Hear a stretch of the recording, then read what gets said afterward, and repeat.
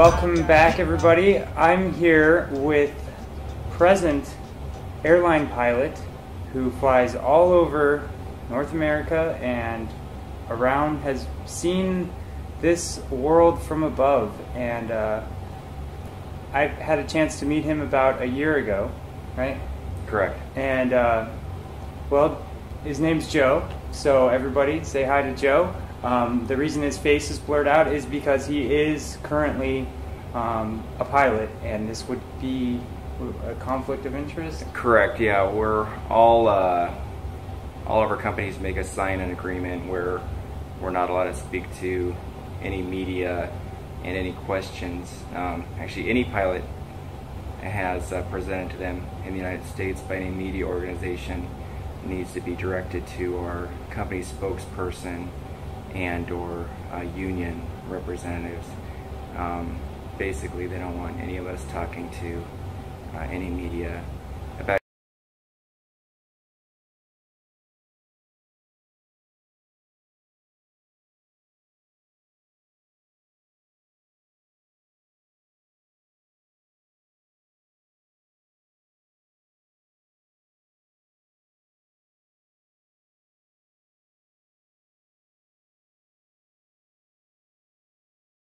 anything, not just crash and incidents, but flight altogether. experience, anything?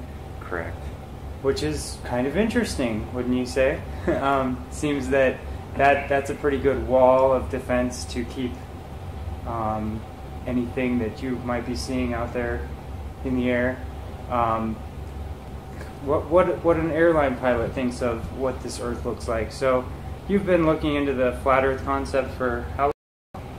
I've been looking into it just for the past couple years. It all started off with looking at some pictures that NASA had presented in the past, and I saw some pictures of the original moon landing that I had some questions about. And then a few years ago, they were supposed to release all of these pictures that had never been seen before, and it was supposed to prove a lot of naysayers wrong. And then all of a sudden, those pictures mysteriously disappeared. And whenever you see companies like that, NASA doing something, it raises a lot of questions. So the more research I did, the more questions I had. The more questions I had, the lack of answers. So I started to do my own research, and I really had more questions than I had answers. And through my research of flight paths and what I've seen, and talking to fellow military aviators, lack of any tours in Antarctica, I was left dumbfounded. And since then I've been doing a lot of research, not as much as I should be doing, but that's what led Adam and I to talking, and here we are today. Yep. Joe's been a really good teacher and a student, both a teacher and a student of mine, and we all have a lot to learn from each other when we can kind of combine our perspectives, see what actually makes sense. What do you think drives you? You said a minute ago that you're maybe not doing as much research as you wish you were. What is it that drives you to want to know more? It seems like so many people are just content with not knowing. Well, I think that's exactly it, is the more you learn, the scarier it is, because if it is true, and the evidence has led me to believe so. I just flew back from Dubai, and I was in Bali, Indonesia before that, and if it is true, then it means we're all on a farm and we're being lied to, and it's like you're sheep on the farm, maybe not for the slaughter, but then other sheep come to warn you, hey, you're on this farm, and and you may want to escape people, maybe like Jesus and Buddha and many others before them that have been persecuted. And if it's true, we need to find out and listen to these people like Adam that find a way out, maybe not a literal way, but through love or something. And that's what I'm searching for the answers for. You have any questions that maybe you've asked me in the past, or that you haven't thought of yet, or you're thinking of now that you think might help bring clarity? Well, the biggest question is the question that I had today is what can we do about it? Because, like I said, I feel like we're all trapped here and we're being lied to about multiple things, and whoever is in charge, like I was telling Adam, if it's whatever you want to call it, if it's the Illuminati or bankers or Zionists, is, what can we do? Can we lead an expedition through Antarctica? Is it through love? Is it through going within ourselves? Is it maybe like Buddha found some sort of harmony? Is my biggest question is it's not the facts, it's what we can do as individuals to, what are we supposed to do? And I think we've been given guidance, but not in the past 100 years, by a figure like Christ or Buddha. So kind of all in here on this adventure by ourselves. So that's my question is, what can we really do for ourselves to I don't know if escape's the right word. Definitely. I think that's a question a lot of people have. Like, does making a YouTube video about it even help? Does bringing awareness to the problems actually help? Or does kind of recognizing the problems and then focusing on the solution, is that more in alignment with what we can do? And I think I kind of attempted the answer to that earlier, but I feel like it is something that we have to reach within, because whenever I've had any problems in my life, the longer I spent focusing on the problem, being like, damn it, or, this thing screwed up on me, or, just staying in that place of, here's the problem, it blocks me from the place, which is always, okay, this has happened, and now I have to deal with it, and, I'm worth trying to make this better. And it's from that place, which sometimes it doesn't even look like it is, but it's love. That's how I see it, that we actually can solutions to all the problems within ourselves, and it's really maybe more of a matter of perspective than actually changing the world, but maybe changing how we see the world. I first got into Flat Earth like 2 years ago, and probably about the same time you first heard of it. And I always wondered, like, is there, I don't fly airplanes, rumors that looking out the cockpit window is not the same as looking out the side windows of the aircraft that are more kind of fish-eyed and correct, double layered, so that it does kind of make a curved horizon. But I remember I asked you last time, is it true? Does it look flat from the front of the aircraft? It looks completely flat from the front of the aircraft. You're absolutely right. All the windows from the passenger's perspective are curved, and you could read a lot of textbooks that state reasons why, but it's not the curve that the airplanes need. It's basically the triple pane and shape of the windows. So that's one of many anomalies that I've seen flying that I've just been perplexed by over the years. One thing I've noticed, well, I've been on a couple flights, and probably the last one was in 2014. I flew all the way to New York and back. Spent a couple weeks there, but during the flight it was always at night, so I never really got to see much of the land as we were crossing over to really see if there was curvature or not. But the thing I noticed is there's a little TV screen in front of each of the seats, and it would show, you could watch TV or pay for some weird movie, but it would show you the airspeed and the temperature of the air. Correct. And I noticed it's really cold up higher the higher you go. Absolutely. And I'm curious, when you're flying in the daytime and say, do flights ever fly directly under the sun?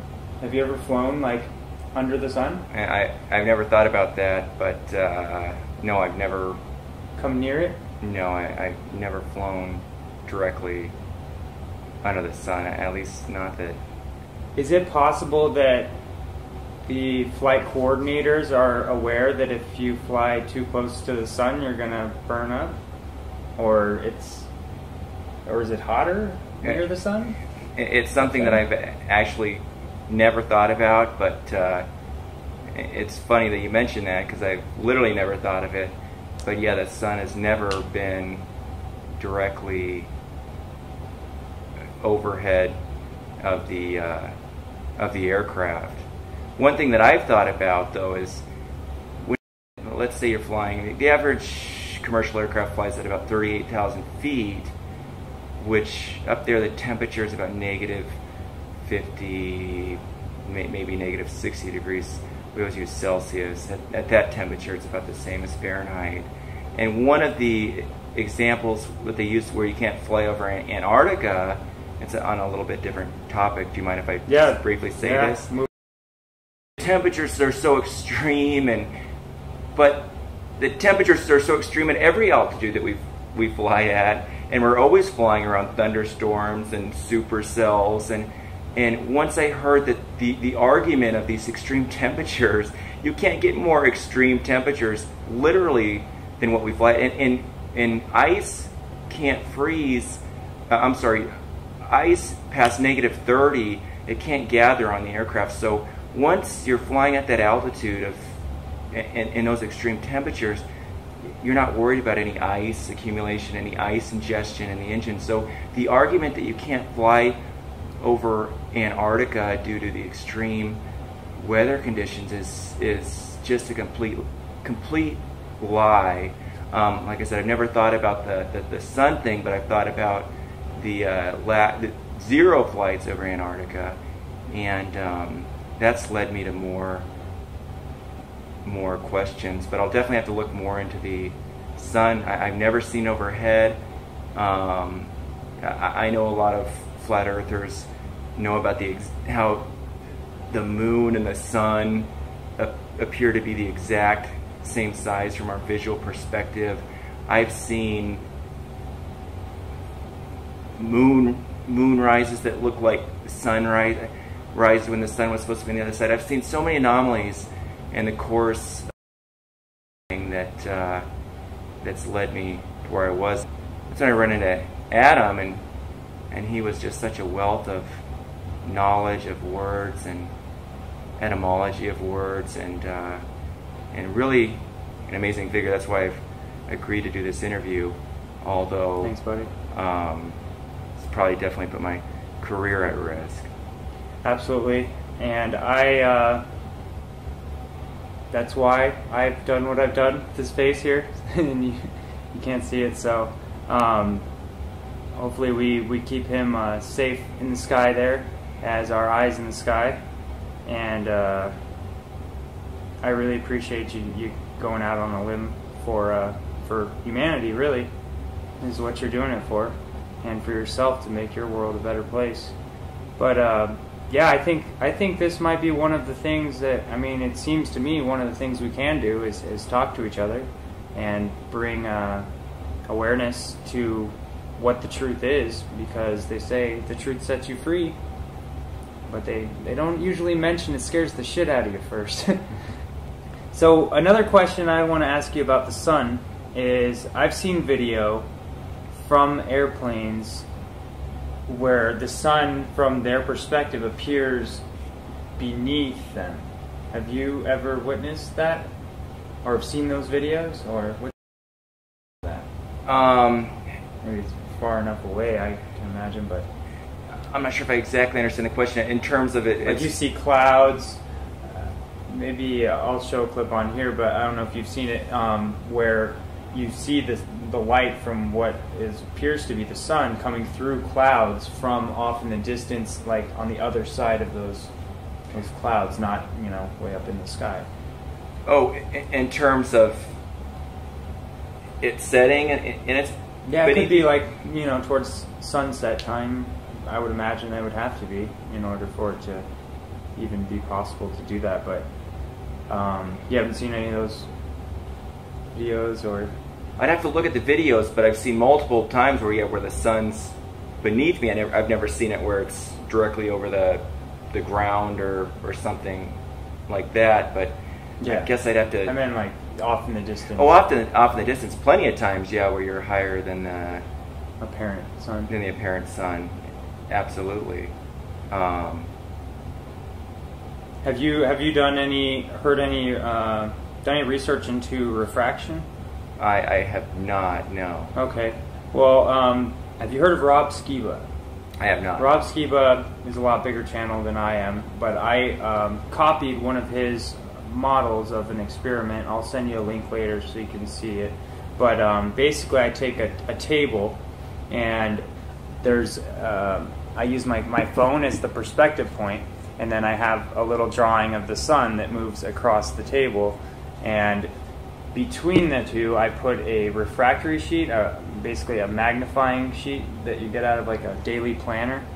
And as you move the sun away from that refractory sheet, it appears to set below the apparent horizon, but you move pull the refractory sheet out, and it's still right there on the table, showing how, possibly explaining how the sun could set on a flat Earth when, you know, common sense might make you think if the Earth is flat that you would just see the sun all the time because it's, you know, so high up. But they say, or not they say, my eyes tell me that, you know, the light bends up at a certain distance away, and it doesn't travel forever like we're taught in the geocentric model, and we're given the equations for the speed of light, that it's astronomically fast, and, you know, it might as well be instantaneous here on Earth because it's only 25,000 miles around the Earth. One thing that I can say in an anomaly that I've seen, I know what refraction is, I haven't studied it in depth. One thing that I have noticed flying that has completely blown my mind is the sun rises in the east and sets in the west, and there's been plenty of times where the sun, we've been flying eastbound. Late at night we do a lot of red-eye flying where you leave at, you know, 10 o'clock at night and then land at 6 in the morning, but where the sun is set, and you would actually, where it's just set on the other, you know, set in the west, and then you see a little glimpse hours later on the east, where I'd ask the other pilot, I'd say, you know, is that the sun rising? You know, is that a moonrise? And then it would dip back below. But I've seen where my mind was just blown because it didn't make any sense whatsoever. And then we take our little Apple or Android star map out to find where the moon was, and it wasn't there. But basically, it looked like the sun was about to rise in front of us in the east when it had just set behind us in the west hours prior. And then, of course, you know, 6 hours later it would rise in the east. But basically, I've seen just positions of the sun where it shouldn't be from that altitude. Going back to your previous question, at that point, you know, it's definitely below us. and it never fully rose, but I mean, without any question, it wasn't a star or the moon. It was the sun rising on the other side of the earth when it was supposed to be in the west.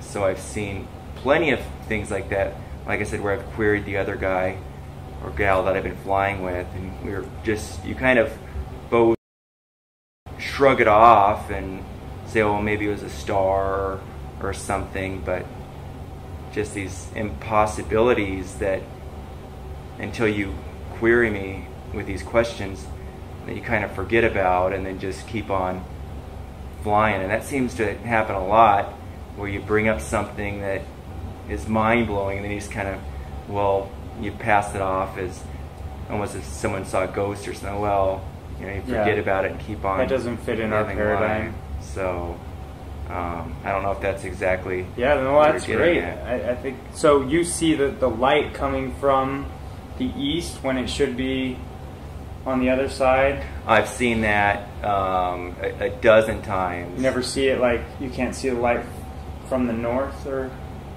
because if it is a flat Earth, like if it's a circle, like I think the model a lot of us have gotten used to, you would expect that at some height, and if the sun, at some height you would see it, you know, to the north, directly across.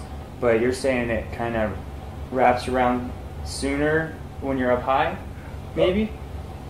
The light from it? What I'm saying is, when it was setting in the west and we were flying east, that a few hours later, you know, our view is about 180 degrees. Sure, often it would be a little more northeast, not directly in front of us, but then it would stay dipped below the horizon when it would rise and set when it was supposed to be behind us. And I'm not sure if that's exactly what you're asking, but one of the anomalies I've definitely seen is the sun in the position that it was not supposed to be in a round Earth model, multiple times. Sure.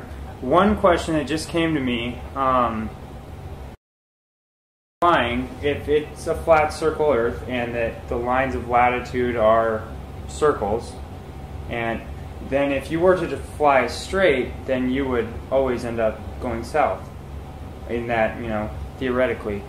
So here's my question. When you're following your coordinate system or keeping track of where you're at, which I don't know how well you even do that or need to, but do you feel like when you're going west, do you have to continue to turn left in order to stay straight, or do you just go straight and that's west? We keep going straight and that's west. It's as if there's something else going on other than just what we even think we're evolving to understand. Well, so what's your take on that? Is that just a mind blow? It really isn't. It's something that I've never thought about, but you're absolutely right in that regard, as if you were following, you know, the curved Earth, you wouldn't be pointing due west and ending up in another location. Like you said, you'd be doing multiple turns. Something else that I've thought about along those lines is oftentimes as well. You've mentioned, you know, how exactly do you do that? We do it through multiple systems in the aircraft. We have these you have GPS and these internal navigation systems, VOR systems, NDB systems. We have so many navigational systems, but oftentimes you'll be flying along, very oftentimes you'll be flying along, and all those will go haywire, and so then you'll just be getting coordinates from, you know, our government air traffic control on exactly how to fly, and then they basically say that they're, you know, jamming the radar, they're practicing it for war games or something like that.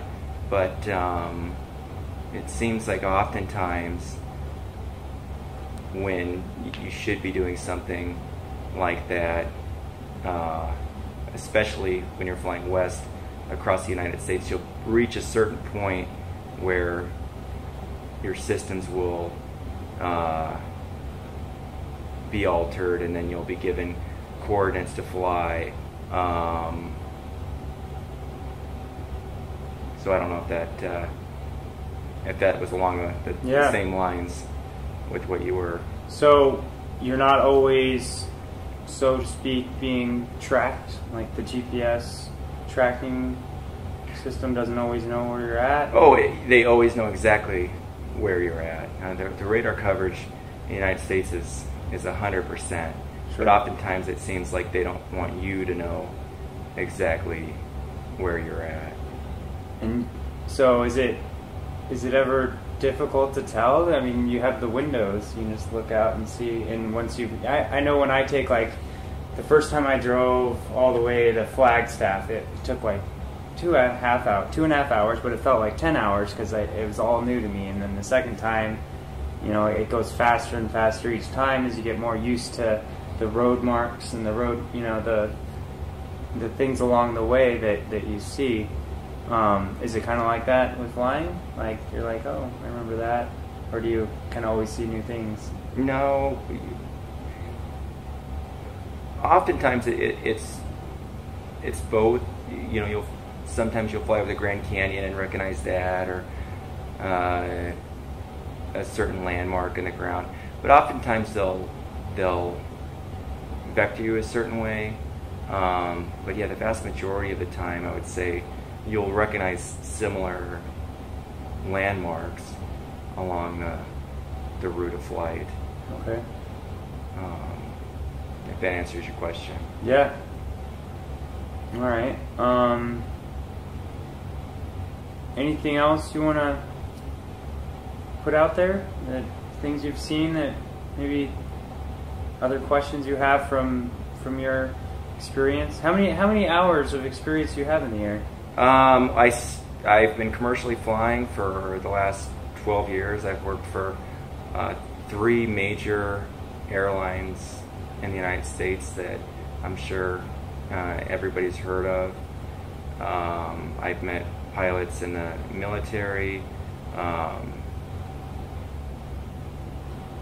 pilots in New Zealand, and especially when you talk to pilots in New Zealand, that's where you get the most questions that they don't even have answers to, because some of your shortest routes should be over Antarctica and they're not. And they have questions, and as I was telling Adam one time before, is a lot of times you present these questions, they just don't want to talk about it, or you raise something and it just, they get uncomfortable. It would be like asking somebody a question about what some theory on another nature, or you ask a pilot about something abnormal about 9/11 or something. As soon as you bring it up, they kind of get uncomfortable, and maybe they start thinking about their career or job, and they don't want to be grouped into that category. So a lot of times you meet people that have questions. I think all of us as aviators have questions. We see things that don't make sense. So many pilots have seen strange things that I don't even want to go off on another tangent. But like I said, so many of them are concerned about their financial careers, their family, their medical. You mention something and you're crazy, you lose your medical license and your career is over. And there's so much fear out there that we're really not allowed to talk about any of this. And it's horrible. And it's not just pilots, it's astronauts, it's everyone, where you sign these waivers that you're not allowed to talk about any of this, because the fact of the matter is they don't want you to know that essentially we're all on this farm here, and what are we doing on it is the ultimate question. So, and that's what I got out of Adam, is I hope love is the escape. I'm not talking about going out there and doing anything crazy, but going within. I've talked to another pilot who was open to this. He talked about tapping the source, God, spirituality, something is if this is all artificial, find the reality, tap into that, get that information, and leave the farm. That's what I've got. Yeah, rise above it. Good stuff. Well, not sure what else we can cover. You mentioned 9/11, and I've heard from a lot of pilots that that maneuver of aircraft is something to be pretty impressed with, as far as being able to maneuver a plane to make those types of turns and just nail those buildings so dead on center. Yeah. Every pilot knows it. Even if they don't know it, if you ask them the physics, if you ask them the air speeds, they'll, it's called your maximum operating airspeed. They do tests on every aircraft that at a certain speed an aircraft will literally just disintegrate in the air, that it's not structurally able to take that. It's happened with it was Japan Airlines. It hit some extreme turbulence many years ago, and the aircraft reached an airspeed not even close to what the aircraft on 9/11 reached, and they break up. Stuff starts falling off, and they reach these impossible airspeeds, and everybody knows it. I could go on and on about Mach Tuck, Mach Buffet. Once you're at that altitude, even at that low altitude, at that high airspeed, even the slightest pitch or bank, you're gonna go into a Mach Tuck. The aircraft's gonna stall. The engines are gonna compressor stall. It's an impossibility that, once again, everybody knows, but nobody wants to talk about. And you hate it because then all of a sudden you hear people say, oh, he's one of those truthers, but in reality, it's a joke. It really is. It's everybody knows it, but no one wants to talk about it. It'd be like if you had that neighbor that everyone knew was doing something wrong, or back in the day, the president that had a slave that he was sleeping with, that everyone knew about, but nobody wanted to talk about it.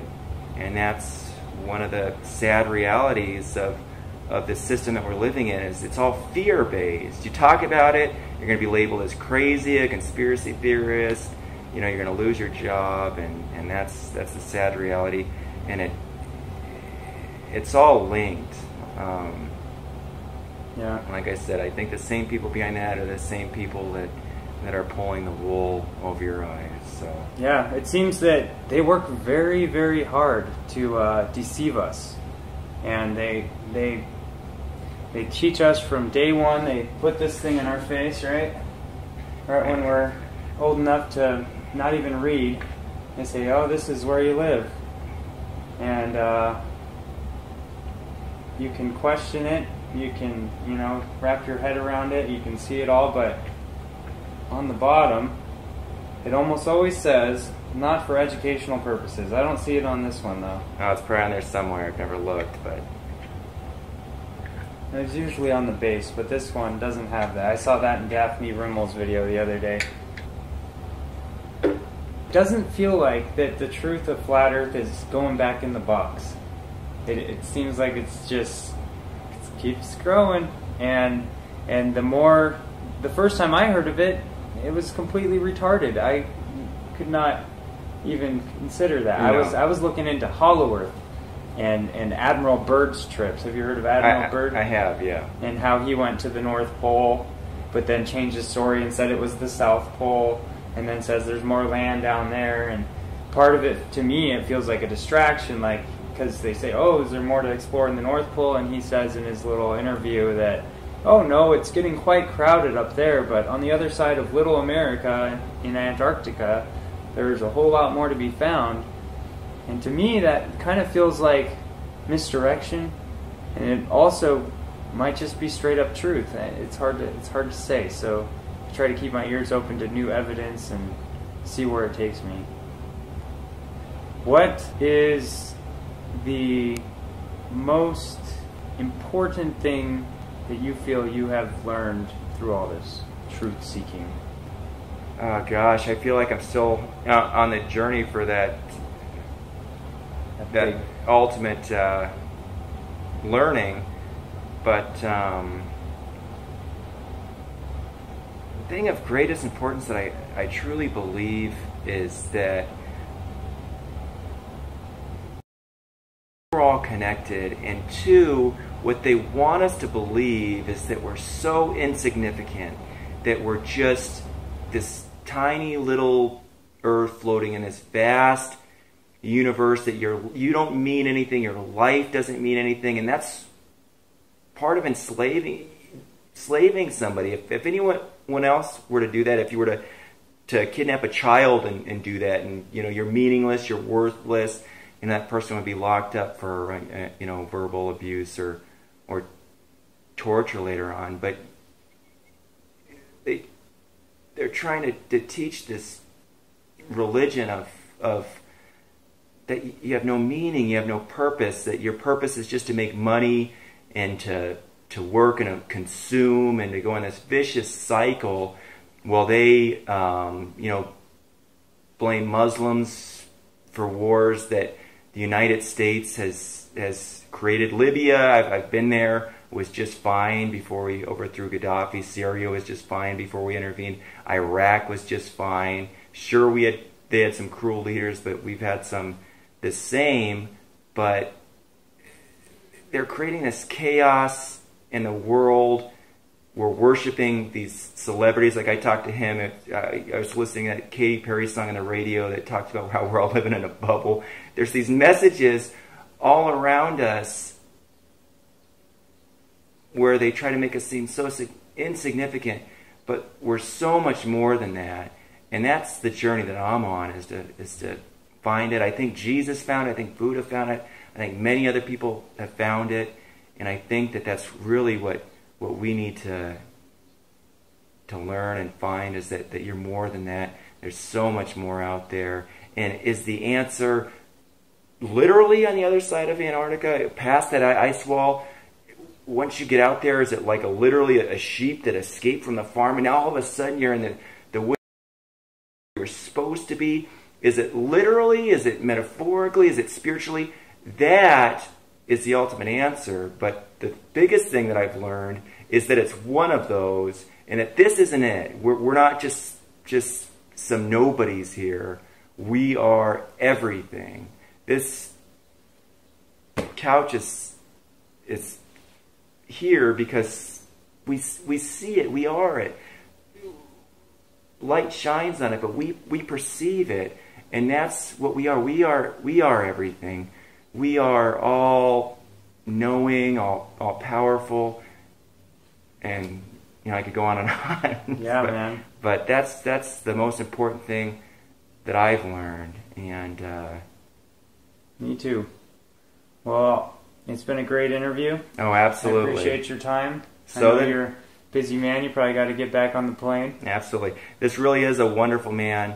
The first time I ever met him, he really was a Christ-like figure in terms of his love for people and truth, and there's not a bad bone in his body. When I met him, I have to say that his message to you all is important. He knows way more than he's probably showing on this channel, because sometimes these interviews are difficult, but please continue to listen to his messages, because like he just said, the truth's out there, and the truth is the only thing that's going to set you free. And we have to learn from each other, and learn from people like this that I believe have a gift that need to be shared with you all. So please like, subscribe, share it with your friends, and get this message out there of not just flat earth, but love, and that we're all being duped, and the real answer's out there, and he's closer to it than I am.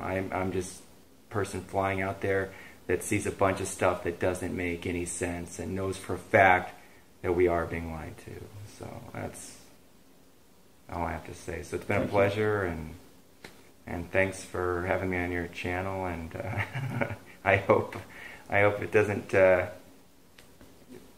mess with my career, but I guess if it does, then it'll even prove it further that it all is one big lie. So thanks for your time, and it's been a no fear. Great experience. Yes, sir. Awesome.